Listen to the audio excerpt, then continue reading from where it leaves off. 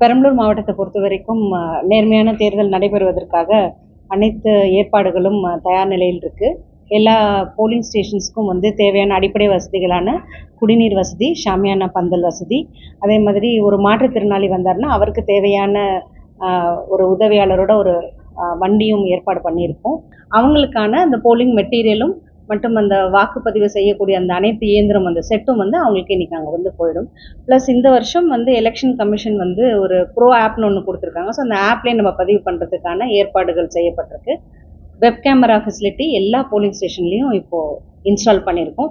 So தேர்தல் நடைபெறுவது எல்லாருமே எங்கேருந்து வேணாலும் பார்க்க முடியும். வாக்காளர்கள் கண்டிப்பாக இந்த அனைத்து வசதிகளையும் எடுத்துக்கொண்டு 100% நம்ம ப்ளஸ் நிறைய ஸ்வீப் ஆக்டிவிட்டிஸ் பண்ணியிருக்கோம். நம்ம மாவட்டத்தில் ஒரு விழிப்புணர்வை ஏற்படுத்தியிருக்கோம். எல்லாரும் வாக்களிக்கணும் அப்படிங்கிற விதத்தில். அதனால் கூடுமான வரைக்கும் இது எல்லாருக்கும் எடுத்து சொல்லியிருக்கிறது. அதனால்